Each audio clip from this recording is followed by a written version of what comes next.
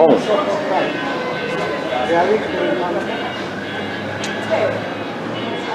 ¿Qué me dijiste?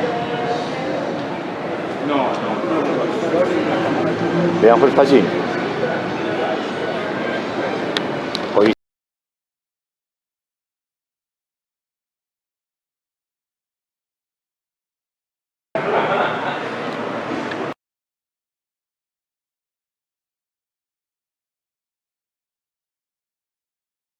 La tenemos por Pilo Barbaco por mantener la antorcha ardiendo, la antorcha de celebración, de reconocimiento, de dijéramos, no olvido de Luis Tejada Cano. Yo invito a todos que hagamos un aplauso por Luis Tejada, que hoy está cumpliendo 100 años de haber quedado en el recuerdo. Esta ciudad es una ciudad bien interesante. Acaba de pasar la fiesta del libro. Decimos que celebramos los 100 años de Kafka, hace 100 años murió Kafka, pero raramente se nos olvidó Luis Tejada. O sea, él se está. O sea, hacemos una fiesta de 9.000 millones de pesos y se nos olvida Luis Tejada Cano. No hay problema. Digamos, eso nos permite encontrarnos hoy y celebrarlos, pero también es como una especie de nota al pie de página para hacer asesoría a todos los que tenemos como la oportunidad de hablar con quienes en algún momento tienen algo que ver con la fiesta del libro, que eso no vuelva a pasar. Hace 12 años, quizás 13, Fernando Vallejo estaba cumpliendo 70 años, y cuando en una reunión dijimos que deberíamos haberle celebrado a Fernando Vallejo los 70 años, casi nos sacan a sombrerazos de esa reunión. Pero no importa, así es el mundo de esta ciudad. Víctor Bustamante hace 30 años editó este libro, y era como yo siento, Víctor, que fue como tu ópera prima, ¿no?, en el mundo de la literatura. Víctor en todos los 80 se dedicó a practicar Amábamos tanto la revolución, luego la escribió, ¿cierto? Pero este libro es como el primer texto que nosotros conocimos de Víctor. Es un libro que en ese momento, para decirlo, tenía 232 páginas. En esta edición aumentada, o sea, ustedes pueden observar el volumen, ¿cierto? El volumen de una edición versus la otra. Es decir, evidentemente pasamos de 230 páginas a casi 500 páginas. Es aumentada y muy seguramente corregida en la primera edición de un escritor, y Víctor era como también un autoeditor. En esta edición hubo muchos cómplices. Uno de ellos es el Amaquero, que aquí en esta edición Amaquero dice que usted fue el director editorial. O sea, aquí en esa época estuvo pues como todas unas complicidades, y la edición fue una edición digamos muy bien recibida por celebrar a este maestro que es Luis Tejada. Posteriormente tuvimos en el centenario de él unas ediciones muy bellas, a cargo incluso de Juan José Hoyos y todo, mesa de redacción de la Universidad de Antioquia, en fin, una reivindicación del valor de Luis Tejada, y siempre Luis Tejada ha estado, pues dijéramos, en nuestra literatura, en nuestra ciudad, siempre reconocido. Pero Víctor nunca dejó de indagarlo, de volver a él, de investigarlo, y quienes conocemos a Víctor como autor, pues sabemos que también cuando se enamora de un autor, esta fue su primera novela biográfica. El título en esa época era una crónica para el cronista, que Víctor hacía una crónica para el cronista Luis Tejada, Este año yo creo que Víctor nos tiene que explicar por qué le quitó ese subtítulo, pero bueno, ya ahorita nos contará. Nos regala una edición aumentada, una edición con nuevos textos, con nuevas imágenes que encontró, con nuevas historias sobre Luis Tejada. Entonces, muchas gracias, Víctor. Esta noche nos acompaña Omar Castillo también, que nos va a leer un texto que escribió sobre este texto de Víctor. Y queríamos también como celebrar al escritor, a este gran intelectual que además fue partícipe de gran parte de lo que es esos divergentes de nuestra cultura antioqueña. Para eso invito entonces a nuestro actor que nos va a personificar un poco a ese Luis Tejada y que nos va a leer dos crónicas inicialmente de lo que Luis Tejada Cano escribió en esos 20 en Medellín. Invitamos entonces a Gustavo Montoya como Luis Tejada.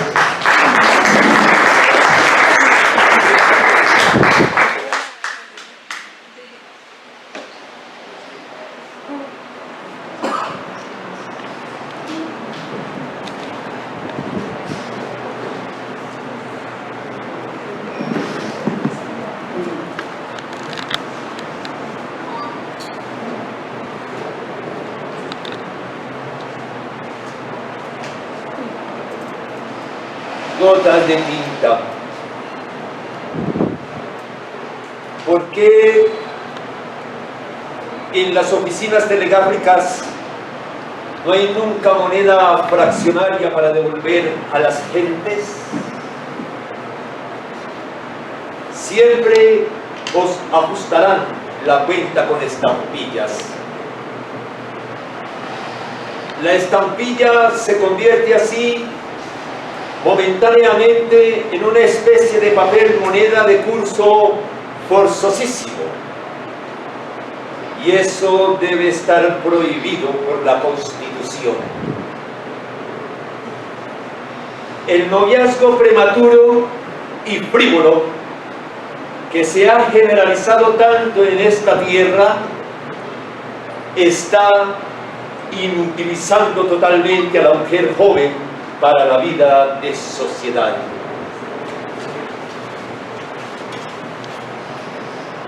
Vais a visitar a una amiga, la encontraréis con su novio muy prendida a la ventana o muy metida en el rincón más oscuro de la sala. Vais en el baile, en el sarao, en la tertulia, a dirigiros a cualquier linda niña para invitarla a bailar, para llevarla a la mesa, o simplemente para conversar con ella en un momento, y encontráis con que ya tiene, como no, su acompañante sempiterno e inseparable. Las vidas de los jóvenes y de las jóvenes se hace así unilateralmente invariadas y aburridas.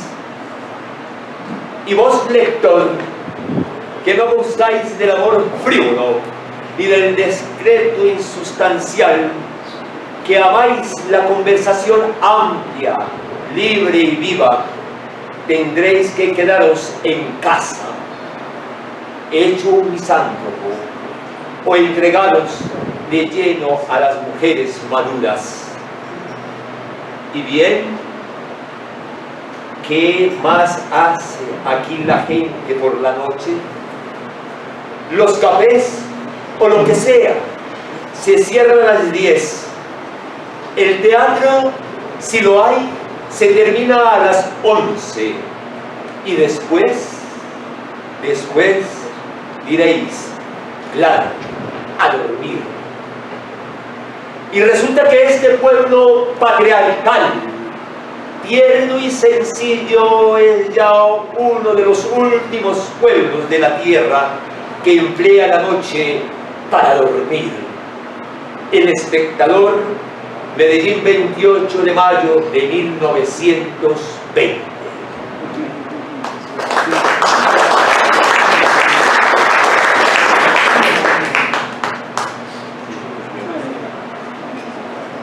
Medellín.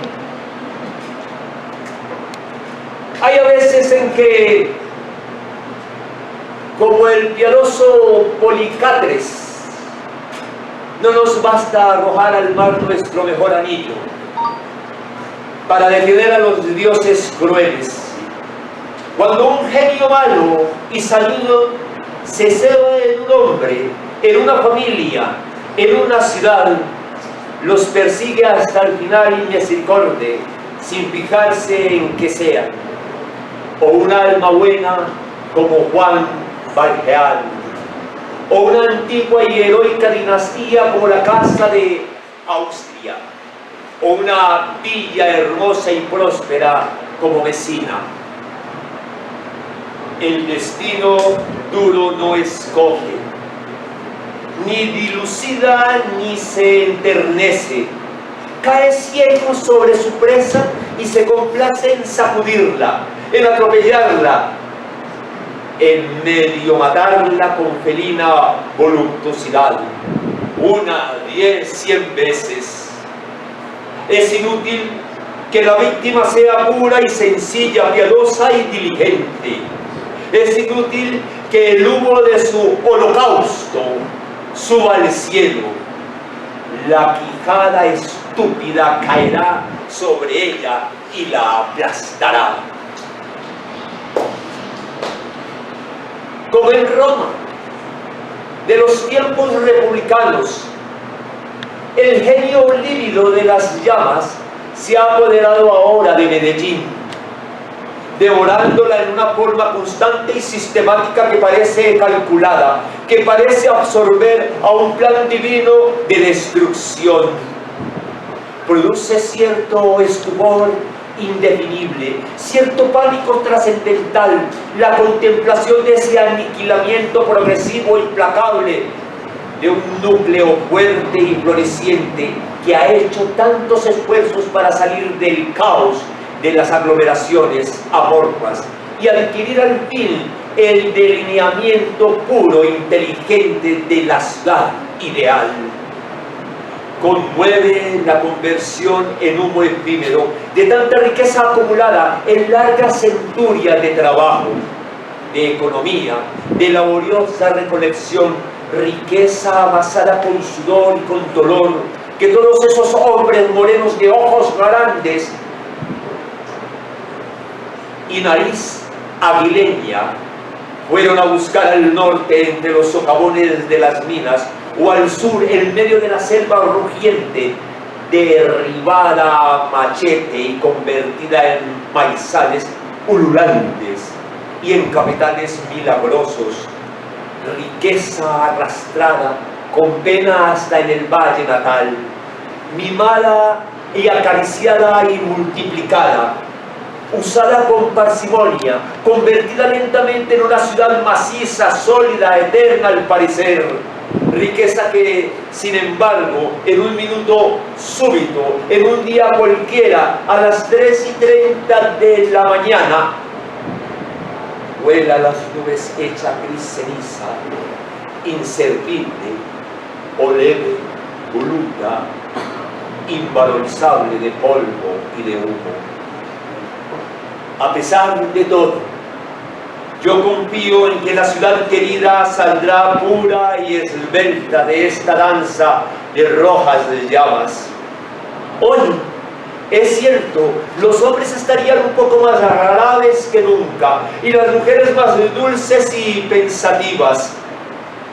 La ciudad misma, llena siempre de sol y de melancolía, estará más callada, aún más atónita, bajo el gran cielo luciente, pero pronto recobrará su vida habitual, lenta y sólida, como un gran carro en marcha, cargado de cosas enormes y útiles. Pronto cada abeja bigotuda volverá a su colmena y no habrá más vagabundo por las calles limpias y solitarias que la perezosa luz del día.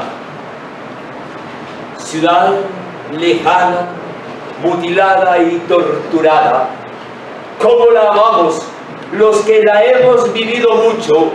Y la amamos así como es, con sus claros jardines perfumados y sus combinaciones bursátiles, olorosas a frutas rojas y sensuales y a mercancías recién desempacadas, cruzadas de ojerosas estudiantes que sonríen mientras van pasando en el teorema de Euclides, agitada por el amor salvaje que mata y por los fríos logaritmos que desvelan. ¿Cómo la amamos así como es, llena de sol y de melancolía? El Espectador, Medellín, 12 de mayo de 1922, reproducida el sábado número 46, Medellín, 20 de mayo de 1922.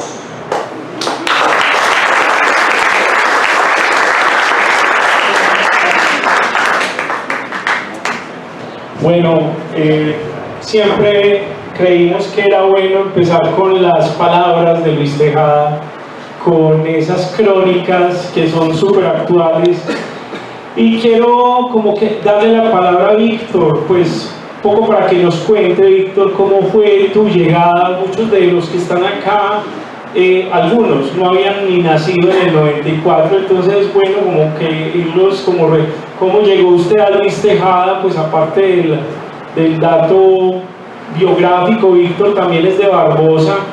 En Barbosa, pues, Antioquia no solamente está el Papa de Barbosa, que Víctor escribió también un texto, sino también está Luis Tejada y algunos escritores muy importantes. ¿Cómo llegaste a Luis Tejada, Víctor? ¿Cómo fue ese proceso de investigación? Cuéntanos también lo que estamos viendo acá, estas imágenes que están en el libro, pero que también están compartiéndonos hoy. ¿Y cómo llega esta edición aumentada para celebrar los 30 años? Ya, todavía no. Sí, ya. Está apagado.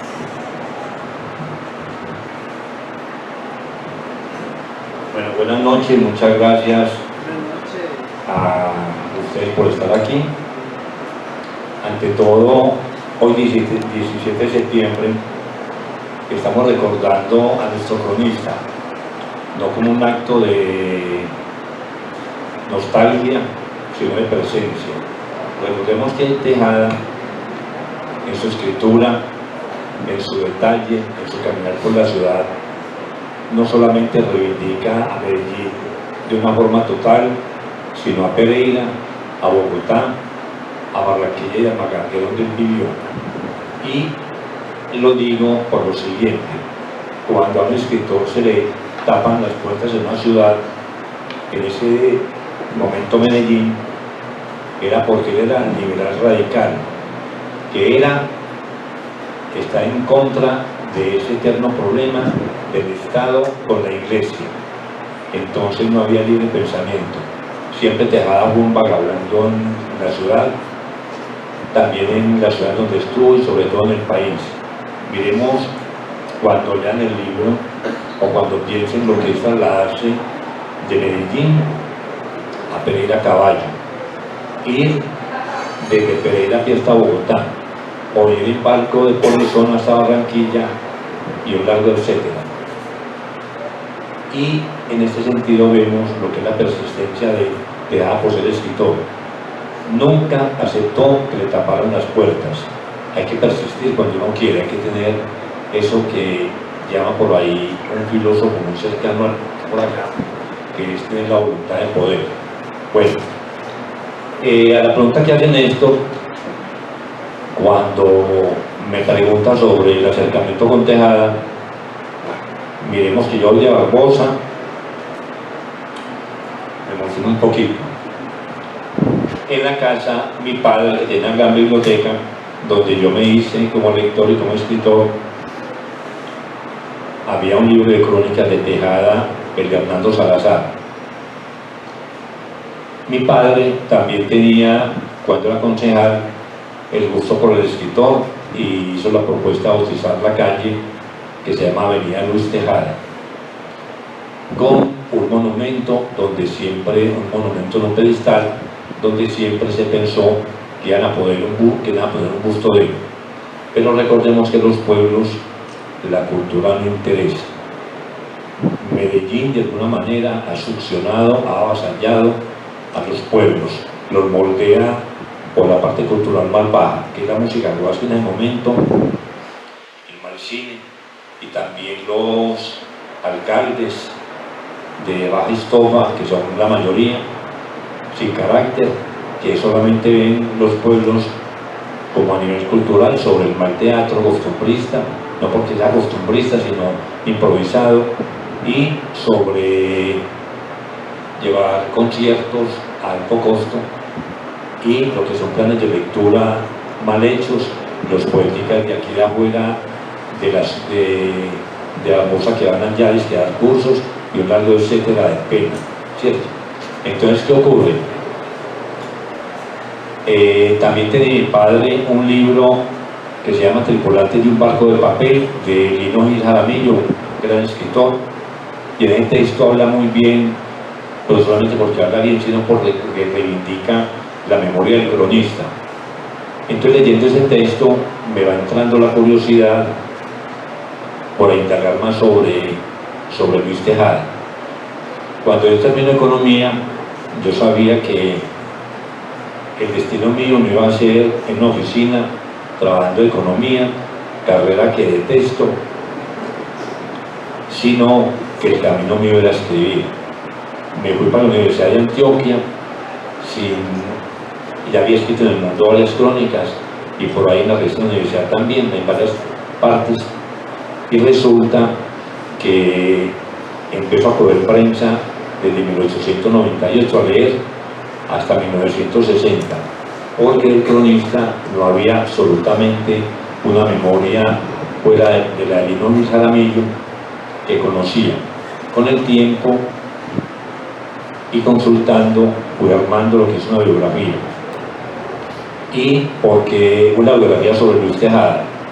Porque en el país hay biografías de políticos, de independencia, y una larga sobre empresarios. Ese es el país, un país que no es culto.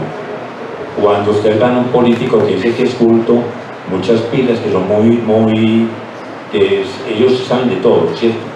Entonces resulta que cuando nosotros empezamos a hacer esta memoria del cronista, miramos que en Antioquia, para hablar de este lugar, solamente un gran escritor como Carrasquilla, vino un canadiense y lo vio, pero nosotros nunca lo vimos. O sea que la memoria de Carrasquilla prácticamente se perdió.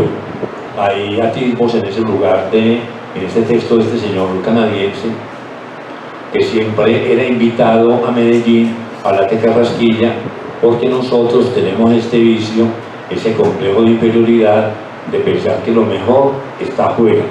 Entonces, cuando este señor habla de Carrasquilla, sí le hacían caso, sí lo valoraban, sabiendo que nosotros tenemos nuestros escritores a nuestra medida. Luis Tejada, Carrasquilla, Efe Gómez, Ricardo Rendón, el caricaturista, Juan Cristóbal Martínez, Hermana Ciniegas, León de Grey y un largo etcétera de grandes escritores, no tienen nada que envidiarle a escritores de mucha talla como decimos nosotros, pero el perfume que muchos acomplejados de la ciudad, muchos académicos de mentiritas, todos esos doctores de literatura, piensan que hay que hablar de los de afuera, y nosotros no existimos. Entonces, el libro de Tejada fue escrito con ese propósito. Aquí está el cronista, esa persona que evitó con su nivel de esa textura literaria, con esa capacidad de observar en la calle, cómo fue capaz de ver esa ciudad en donde él vivió. Mientras en Bogotá estaba Luis Vargas Tejada como gran cronista, que solamente hablaba de la sabana, de las vaquitas, de las mangas, todo eso, pero no se dio cuenta que Tejada venía con otro lustre, con otro deseo de escribir, algo así como esos tableaux de Baudelaire hablando de París. Entonces resulta que la otra cuestión que me decía Néstor es, este libro salió hace 30 años, pero con la apertura de archivos en internet como puntos de referencia,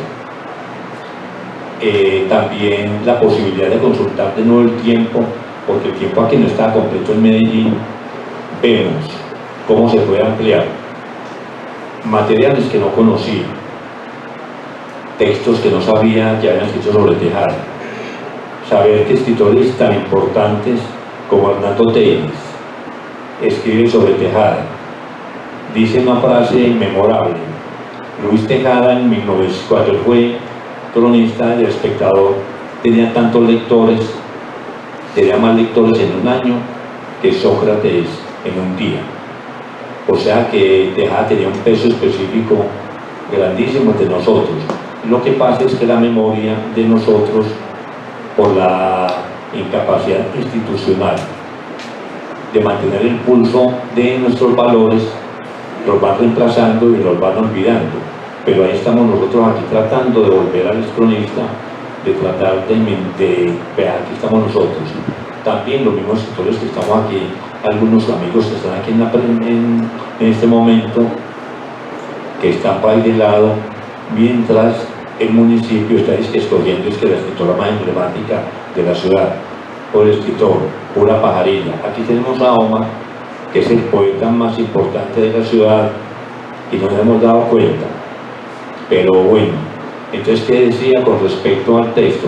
Lo fui ampliando, fui encontrando votos, fui corrigiendo unas cositas que tenía el libro, y ya está la edición aquí, con más páginas, más libros, más fotos, y seguro que con el tiempo se abrirán más archivos, más cartas personales, más archivos que tienen las personas que tienen grandes bibliotecas con textos olvidados, no solamente sobre Tejada, sino sobre grandes escritores de aquí del país. Entonces, la cuestión de hoy es saber cómo el 17 de septiembre, mientras la Feria del Libro, como decía Néstor, puede cada Kafka, que para uno es un clásico, para nosotros el clásico es Tejada, sin ser provincianos, no lo tuvieron en cuenta, ni en Bogotá, ni en Medellín, por una razón de peso. Estamos en manos de burócratas que saben hacer gestión cultural, en este sentido, contratar los luminotécnicos, los que ya todos esos armarios, unirlos, etcétera, ya, pero en la cultura en Medellín no saben nada. Tenemos un secretario de Cultura que ha dado una bofetada en la camarilla que tiene allá fajardista, todavía viva, dirigiendo entre comillas la cultura en Medellín, negando y negándonos. Pero aquí estamos nosotros creando lo que Deleuze alguna vez dijo, que hay que crear máquinas de guerra, no para matar a nadie, sino para perseverar, para que el olvido no nos coma, para que miremos. Y así como leemos los grandes escritores bestseller, los que leen bestseller, miramos que tenemos un cronista en Barbosa, que es de lo más importante. Y me va a referir, antes de que Néstor me pida la palabra, y Omar, que están aburridos, les voy a decir: los pueblos, por el olvido, están condenados a no mostrar sus escritores. Santo Domingo tiene Carrasquilla, Envigado tiene a Fernando González, Barbosa tiene a Tejada, Medellín tiene varios, y hay otro pequeño adornito que es el siguiente: si no es por la persistencia privada, Néstor ha mantenido el pulso y ha mantenido la memoria de Porfirio Garbajo, que es nuestro gran poeta. Podemos decir que no, que se murió en mucho tiempo, no, esos versos de esa escritura de Tejada, de Porfirio, muy valiosa. Está tan de alguna manera otra parte con la presencia de Fernando González, estamos nosotros aquí con Luis Tejada, y hemos olvidado un resto de escritores en Medellín súper importantes, porque ni la Universidad de Antioquia, tan militante, tan torcida, la Universidad Nacional igualmente, o la Pontificia, se les olvidó que una literatura se construye con la memoria, con la historia, y con esas presencias, y que un chico de ahora que se gane un premio en España o aquí en Medellín, esa no es la literatura. La literatura es la persistencia y el trabajo que estamos haciendo. Aquí veo a Víctor Raúl Jaramillo, al joven Oscar González, escritores que han tenido ya una obra y miremos que ahí no los conocemos, y nosotros los amigos, y aquí a Omar. Enseguida hablamos más. Muchas gracias.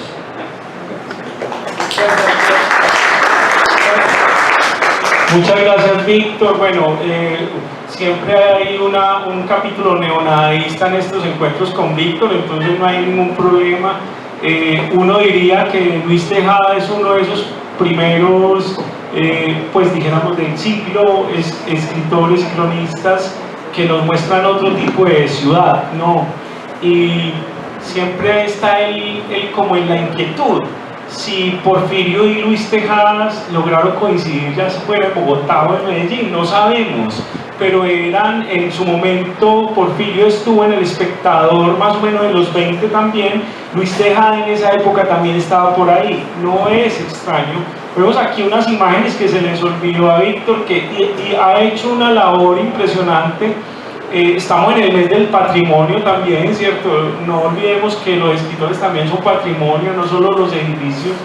Y pues aquí, por ejemplo, está gracias a ChatGPT, o es que llama esa vaina, Luis Tejada y León de Grey, una fotografía que gracias a inteligencia artificial se logra reconstruir. Aquí tenemos la imagen icónica que hizo Augusto Rendón, ¿cierto? Augusto Rendón, ¿cierto? Ricardo Rendón, siempre los confundo, sobre Luis Tejada. Allá también es una imagen de Merino sobre Luis Tejada, donde vemos a otra imagen, que esta es la que más conocemos. Allí tenemos la caligrafía de Luis Tejada, para que ahora con los que van a comprar el libro, porque me imagino que van todos, recuerden que acá recibimos tarjeta, débito, crédito, lo que sea, entonces no hay ningún problema. Cuando se tomen las fotos allá, ahí están los papás de Luis Tejada al lado de él, abajo están las hermanas y ahí al ladito está él, o sea, Luis Tejada también cuando estaba muy joven. Entonces, Víctor, el libro está dividido ¿en cuánto es que va a quedar hoy? Que está muy a precios de feria. Edgar, nuestro editor, ¿cómo está? 60. Aprovechen que está bien barato. Mire, pues si uno divide el número de páginas por el valor, eso queda muy barato. Está dividido en 10 partes el libro. Aprovechen que se lo firma el escritor, lo cual es mucho más valioso. Luego en una feria del libro, por ahí dentro de 30 años, lo van a poder vender mucho más, o en una subasta de Christie's o algo así, uno no sabe. O sea, miren lo que pasó con Botero, que apareció una obra que estaba perdida hace 50 años, uno como coleccionista de un libro así, que uno sale, ahí sí logramos todo la pensión, ¿sí o no? Entonces hay que aprovechar. El libro está dividido en 10 partes, Víctor, nombrados por ciudades, nombrados también, y como ya quienes conocemos la escritura de Víctor, él más que escribir un texto largo, hace unos textos cortos, como unas pequeñas crónicas en cada una de esas partes. Por ejemplo, le cuentas, por favor, Víctor, un poco la estructura, cómo estructuraste este libro en esta ocasión.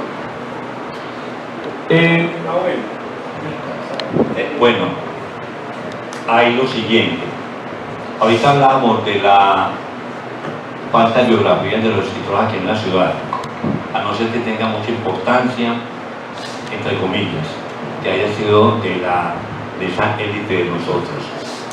Eso es lo que creen aquí la Real Academia, las universidades, que solamente hay faroles para ellos, no. Aquí hay otros escritores que merecen esa presencia y hay que dársela, nosotros mismos se la damos, ¿cierto? Entonces, ¿qué ocurre? Cuando empiezo a mirar a la Tejada, uno ve que en Medellín, en el texto de esa reacción que es muy lindo, que publicó un gran amigo que me regaló esa fotografía cuando el libro ya salió, Miguel Escobar Calles, que era subdirector de la Piloto.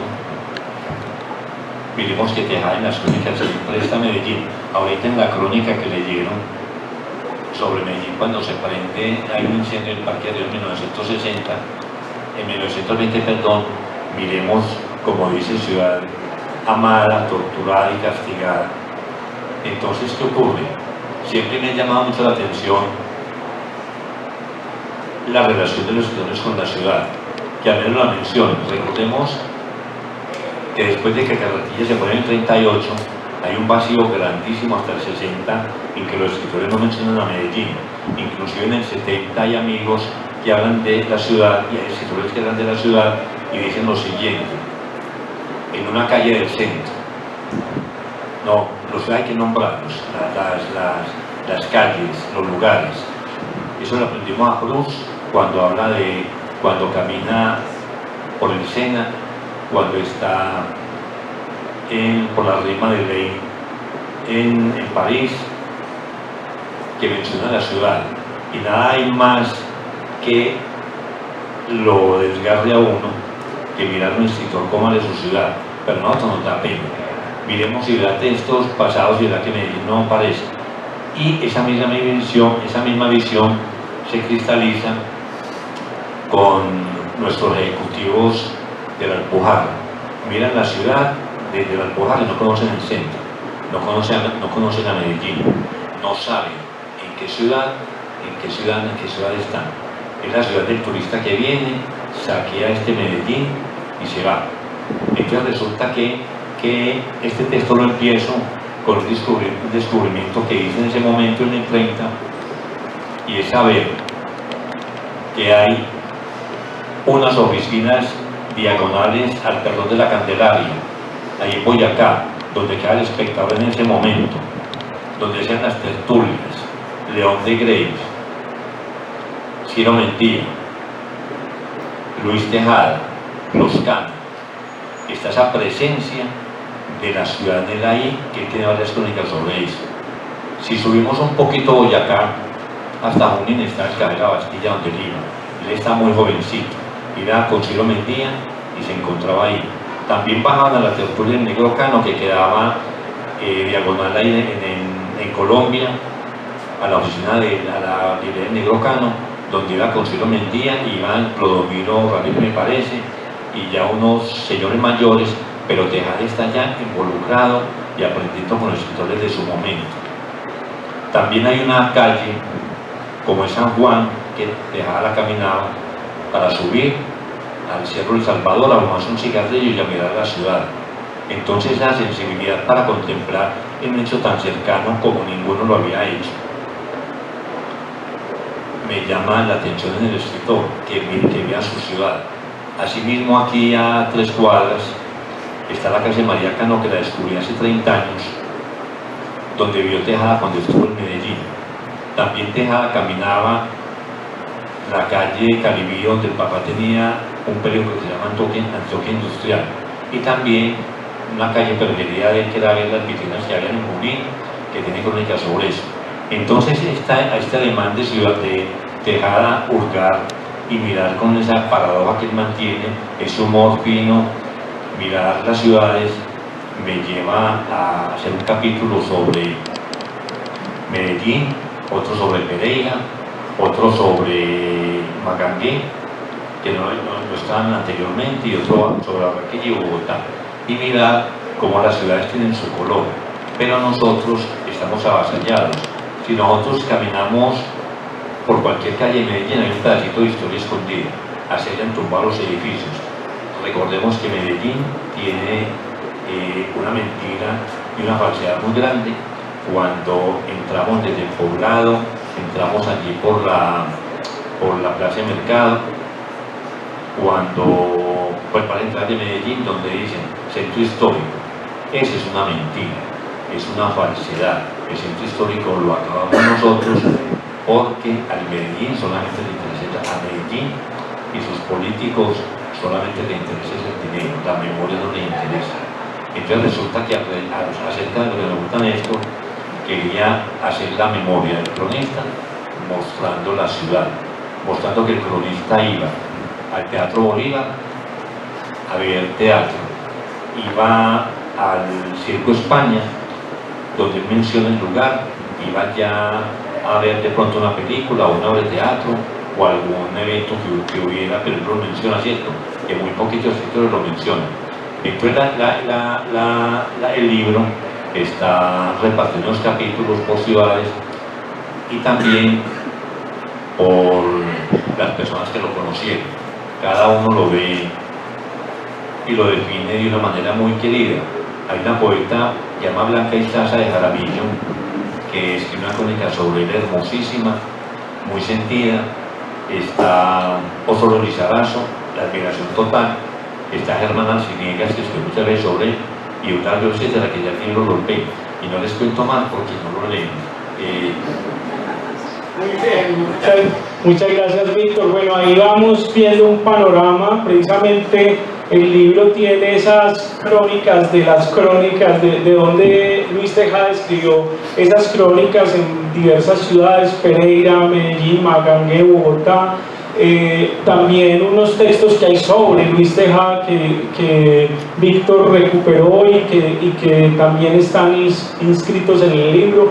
Y bueno, muy seguramente este libro, tal cual como su primera edición, va a provocar también que otros escritores escriban sobre Luis Tejada. En esa época sucedió, Víctor escribe esta biografía y posteriormente a esta biografía pues se publicaron luego otras biografías de Luis Tejada, y eso es bueno también, que haya otras miradas sobre el mismo autor, sobre los mismos personajes y sobre estas vidas.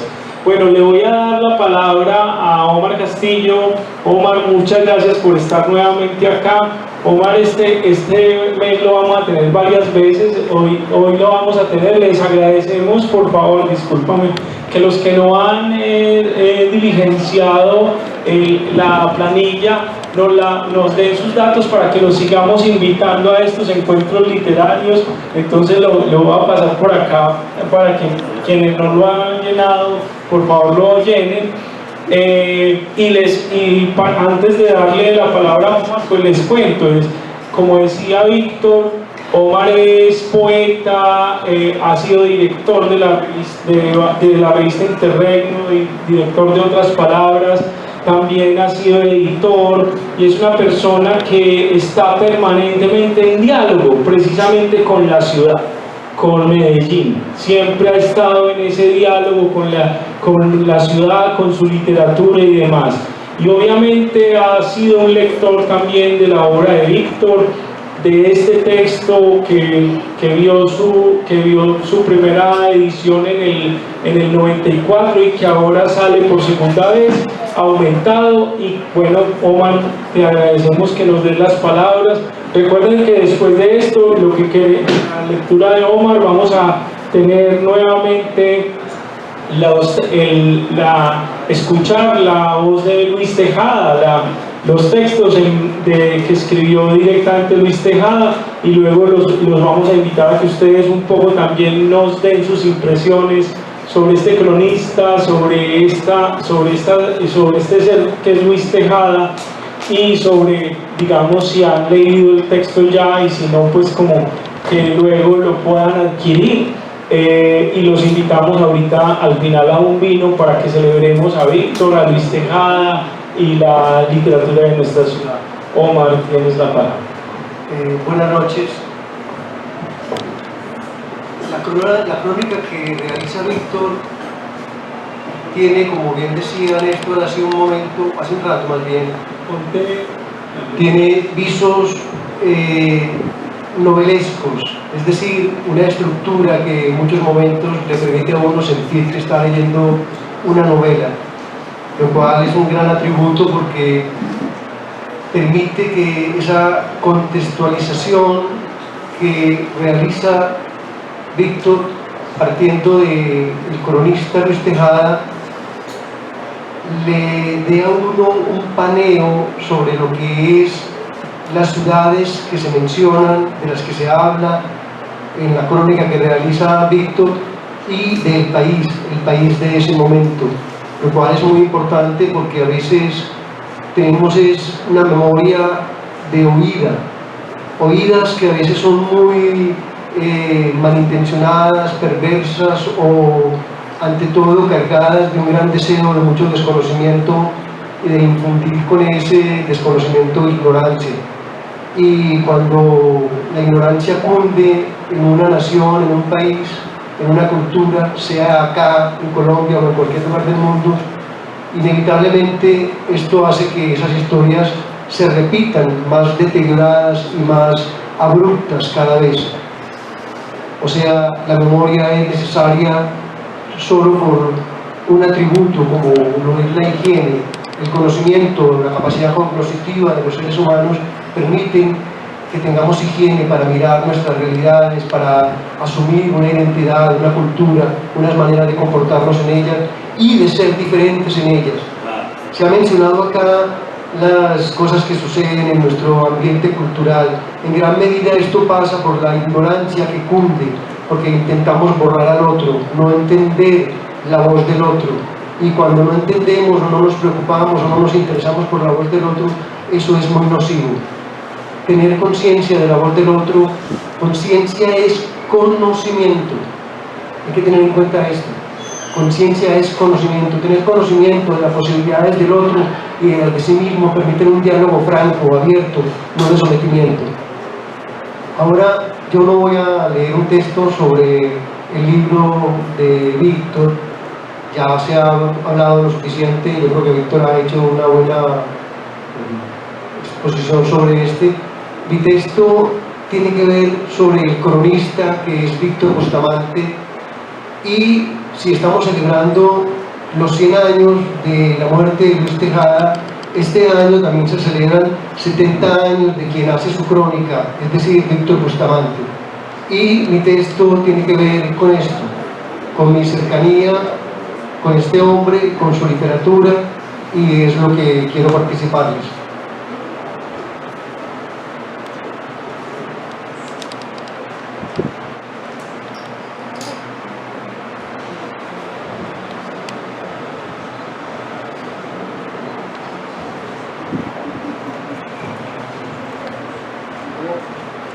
Poder alcanzar a leer, a veces los ojos no funcionan tan bien como quisiéramos. Víctor Bustamante. Hace años nos encontramos Víctor Bustamante y yo, y desde ese lejano momento nuestro encuentro no ha dejado de suceder, de prender en las palabras que nos corresponden y nos incitan para mantenernos en la literatura, en la creación como principio de vida y de encuentro, en un diálogo cuyo atributo ha sido lo franco de nuestras aproximaciones y distancias. No recuerdo si alguien nos presentó y si ese encuentro fue en el bar jurídico, la cafetería Versalles o en el cafetín de la Arteria.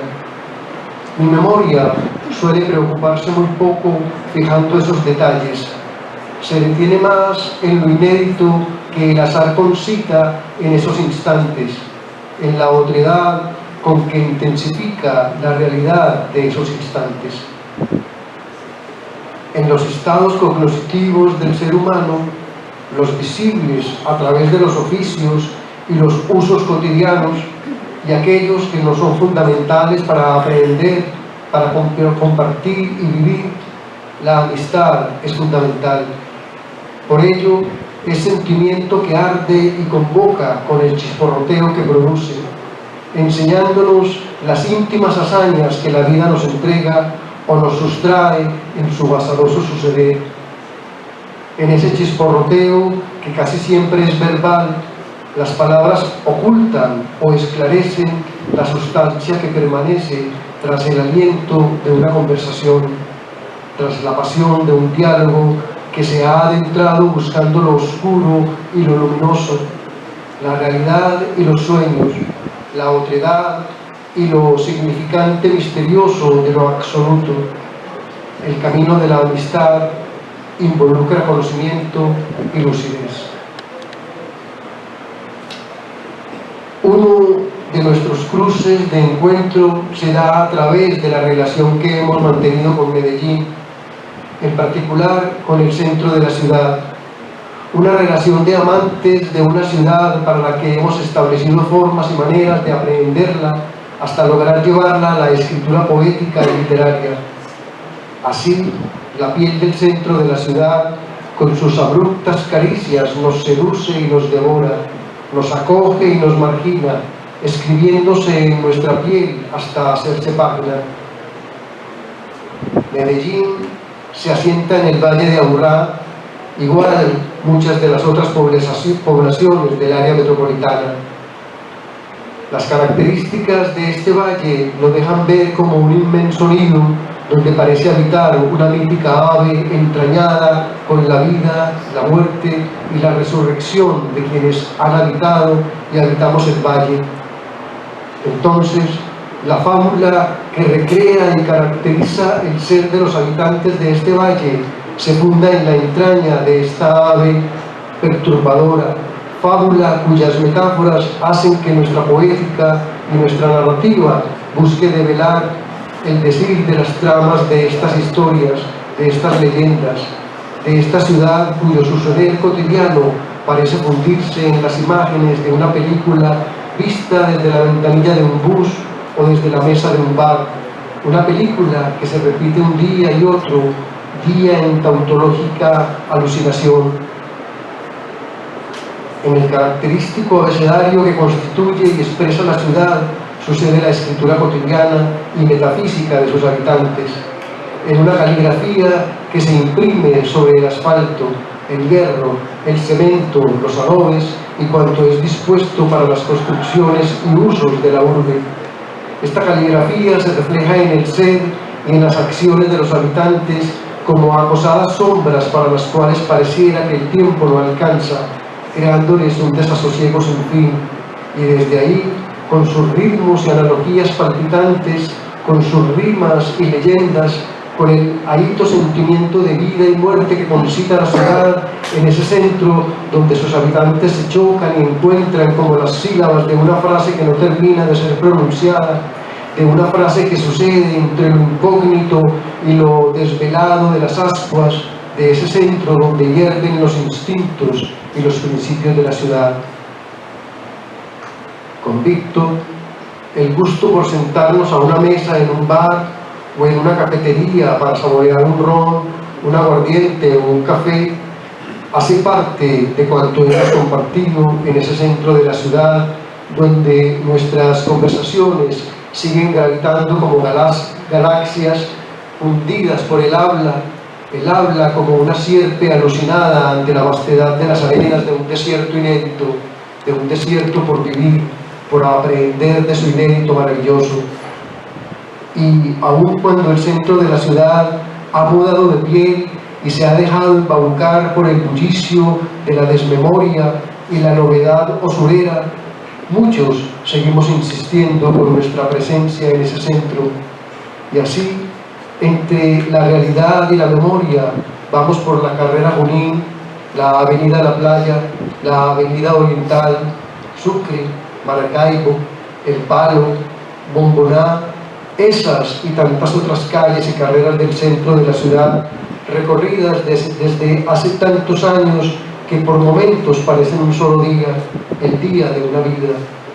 Y en la memoria, casi haciendo esquina entre la 1 de Mayo y Palacé, ese oasis que fue la librería Continental, o la casi misteriosa sucursal de esta librería que quedaba sobre Boyacá, entre las carreras Bolívar y Carabobo, justo en ese edificio donde desde lo alto de su fachada 4 cabezas de concreto todavía miran con sus ojos vacíos el suceder de esa calle. También sobre Boyacá, entre Junín y Palacé, muy cerca de la Catedral de Nuestra Señora de la Candelaria, la librería científica, y volviendo sobre Junín, próxima al edificio Coltejer, que daba la Nueva. En Junín, un café en el Astor, y en las ascuas de la realidad, y de lo memorioso como un acto creativo, un acto más allá de la simple nostalgia, ir sobre Maracaibo, entre el Palo y Girardot, a tomarse un trago en la boda, donde Iván regía con su irrepetible, donde Iván regía con su don irrepetible. Más tarde, en la alta noche, ir por los bares de salsa donde tantos nos encontrábamos al borde de un licor y al ritmo de la música que nos sacudía, esos bares que nos permitieron sudar e inundar con nuestras voces los miedos que en la ciudad sufrimos ante la violencia perpetrada por los grupos armados y los criminales al servicio de los capos del narcotráfico en las décadas de los años 80 y los 90 del siglo XX. Sí, esa ciudad que padecimos y en la que también disfrutamos en esos años tocados por lo maravilloso de vivir, empero, acechados por ese carnaval fúnebre donde quienes impartían muerte no se disfrazaban, simplemente imponían su violencia, los trajes de su mansalva. Hoy, la presencia de Víctor no oculta su adolescente travieso y asustado ante la vastedad del incógnito y la proximidad real de lo misterioso. Empero, en su carácter es más visible la fuerza que lo impulsa para persistir en el encuentro y en la realización de su ser creador. Su obsesión es seducir las palabras, buscando que le revelen lo más íntimo de su piel verbal, el sudor aceitoso de su goce expresivo y el silencio en el que se sustraen en la esquina de una página o en la fatiga de una conversación. Sumado a su propio ámbito creativo, es de resaltar su disposición para aproximarse y reconocer las obras realizadas por otros escritores contemporáneos suyos, lo que es muy escaso en nuestro medio. Esto es visible en los números monográficos que en su revista Babel ha dedicado a escritores vivos, en su mayoría de la ciudad, como también en los artículos, ensayos y crónicas donde aborda el tema literario de quienes escribimos en Medellín. La lectura de la obra literaria de Víctor, sus novelas, sus poemas, sus ensayos, sus crónicas biográficas y urbanas, cuanto es abordado por su escritura, me produce la sensación de que toda ella compone un tramado que ha venido creciendo hasta componer lo que me atrevería a llamar un corpus medellinense. Y me atrevo a nombrarlo así porque en ese corpus veo reflejadas las obsesiones y búsquedas de Víctor por plasmar la Medellín que él ve, que él se imagina, respira, sueña, la Medellín que ante él se desnuda y se viste de tantas formas y maneras. Sí, en ese corpus medellinense veo cómo los relatos de Víctor establecen en sus libros tramos, tramas, hasta aproximar o distanciar las cotidianas odiseas que sus personajes realizan en el suceder real e imaginario que los toca y los convierte en los usuarios de una ciudad que no para de crearse, una ciudad que los asume en las coordenadas que fundan y la hacen verosímil e inverosímil como una fábula, metáfora de realidades y otredades sin fin, al punto que hoy Víctor Bustamante es una de las magníficas presencias literarias de la ciudad en todo lo que esto involucra y significa. Libros como Luis Tejada, una crónica para el cronista, Amábamos tanto la revolución, Darío Lemos, Cuando el poeta muere, música, Medellín, cine y cenizas, 25 poemas, Los malditos, películas rigurosamente editadas a mano, Plena playa, Diario del maestro e inclusive el tan particular texto Noticias de Pedro II, el Papa de Barbosa, son libros que me permiten conjeturar sobre el vasto y sinuoso río escrito que podría componer el corpus medellinense de Víctor Bustamante. Para mí, este corpus medellinense tiene como imán de centro su novela Amábamos tanto la revolución, pues toda la escritura de Víctor surge de ella y paradójicamente vuelve y converge en ella. desde el orden cronológico de sus libros publicados, podrá decirse lo contrario. Empero, el grueso de su obra, ya sea en verso o en prosa, gravita alrededor de esta novela. El estilo literario de Víctor en este corpus medellinense responde a sus maneras. Podría decirse que su forma es el resultado de cómo él aprehende el mundo que se concita en Medellín, las realidades que ve y palpa, que escucha y sueña, que imagina e idealiza en esta ciudad. Por ello, en ocasiones, su escritura se lee precipitándose de forma abrupta y en otras alcanzando una nitidez en su decir, produciendo un estilo solo posible cuando no se teme abordar el inestable y arduo oficio de la escritura para ir tras las hazañas íntimas y comunes que nos conmueven y sobrecogen. Así, en Víctor Bustamante, la creatividad poética y literaria prevalece y se expresa inevitablemente. Querido Víctor, en este año 2024 cumples 70 años, alcanzando la escritura de un gran párrafo en la historia de tu existencia y de la literatura de la ciudad y del país. Y por eso celebro y brindo que siga la obra. Salud.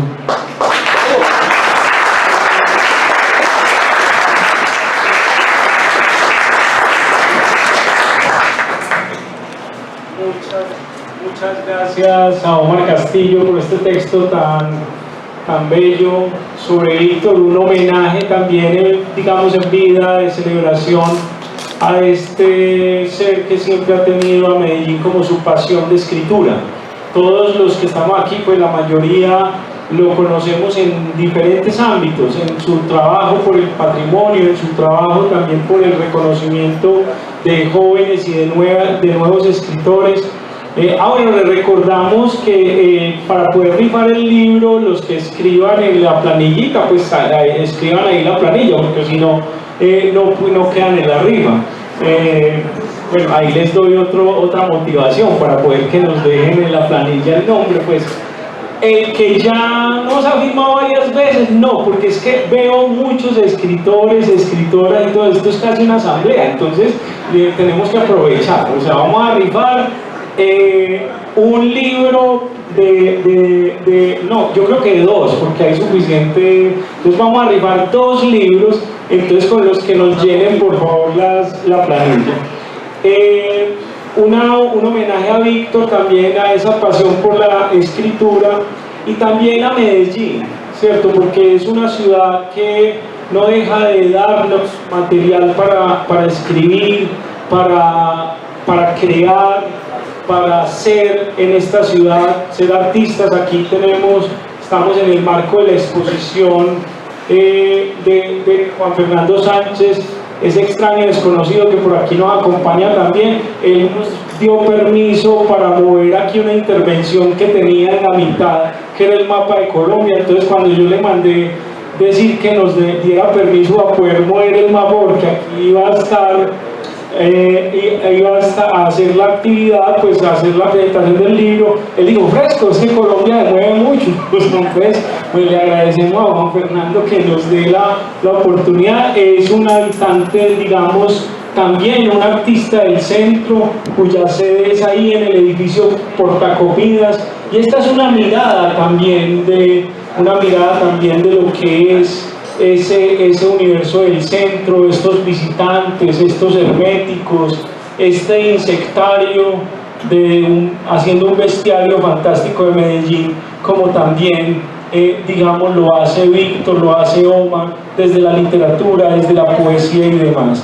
Vamos a darle la palabra nuevamente a la escritura de Luis Tejada, y luego vamos a darle la palabra a ustedes para que le digan o le pregunten lo que consideren a Víctor, como por ejemplo qué chismes encontró o algo así, creo yo, porque él es muy acucioso en encontrar historias bien particulares, y luego nos vamos al vino. Entonces vamos a escuchar en la voz de Gustavo Montoya a Luis Tejada. balada en prosa del artista pobre, Amargo Tobón Mejía. Ya todos los artistas son ricos y el poeta y el pintor se han recortado la melena y pueden vivir como pequeños príncipes fastuosos. Pero yo quiero imaginarme la novela conmovedora del artista pobre que llegó una noche desde el fondo de América a la gran ciudad de París. Quiero imaginarme lo que sentiría cuando solo y atónito desembarcó en la ancha estación llena de sombras y de luces. Lo que sentiría al verse perdido entre la soledad tumultuosa de las calles, sin saber claramente qué rumbo tomar. El pobrecísimo, el miserable, el solitario, mientras desde los altos hoteles iluminados bajaba a raudales la alegre música de los banquetes. Tal vez vagaría largas horas por el desierto estruendoso de la ciudad, poblado de rostros rudos y fugitivos, sembrado de casas herméticas, silenciosas, apretadas unas a otras, repletas de vida interior, llenas de almas tranquilas, estables, que han encontrado su órbita y la recorren en paz. Y esos rostros mudos y esas puertas boscas abandonarían en él la impresión de soledad infinita. Lo harían creerse a sí mismo como una pequeña cosa suelta, huérfana y abandonada en el mundo enorme. Y después, la existencia precaria, en algún cuarto de algún segundo piso, de algún arrabal sucio y abigarrado. Dentro, el trabajo sin amor, el pan sin alegría, y el alma que se va haciendo cuadrilátera y desmantelada como las 4 blancas paredes y las 4 esquinas rectas de la buhardilla. Fuera, el universo innumerable, con sus ocios espléndidos y sus ruidos de fiestas y sus mujeres imposibles. Un día, sin embargo, el artista pobre puede triunfar como tú, Tobón Mejía, que llegaste una noche a París desde el fondo de América. El Espectador, Medellín, 17 de junio de 1922.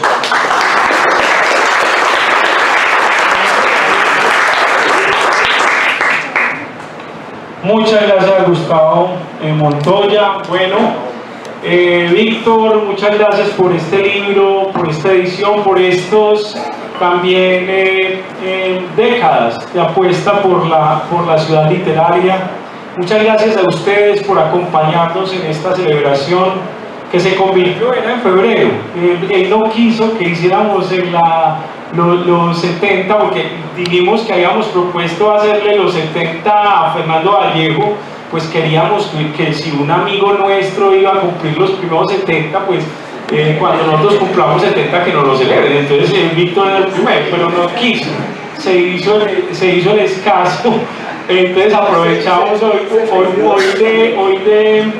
hoy de contrabando lo hacemos, y entonces que valga la pena, los invitamos por favor a que llenen la planilla, no se preocupen. Ahorita Víctor va a escoger los números y los llamamos, los ganadores, los maravillosos ganadores los vamos a invitar. Pues hay que hacer reseña del libro y todo, pues porque eso no puede ser que se lo den a uno y luego a los meses, ¿cómo te pareció el libro? Y uno queda en blanco. No, esto tiene que leerlo. Entonces, muchas gracias por estar acá. Víctor, te doy la palabra y luego los invitamos a un minuto. Sí, no, Gustavo el Amaquero desafortunadamente se nos voló.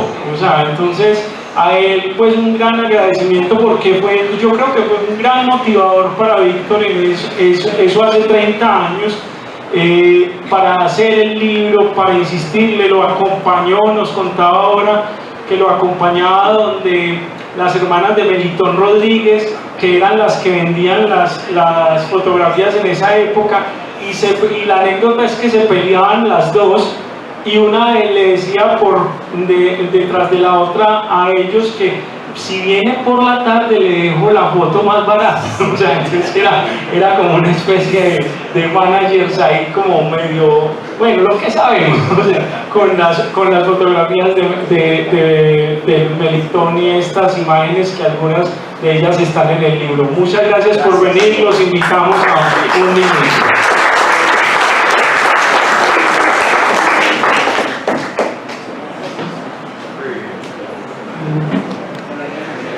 Recuerden, solo 60.000 pesos, está el libro 60.000 pesos, lo pueden comprar también con tarjeta en el Café Porfirio, traen la transferencia, lo hacen firmar de Víctor, no la transferencia, no el libro, y ahí lo van a disfrutar. Gracias.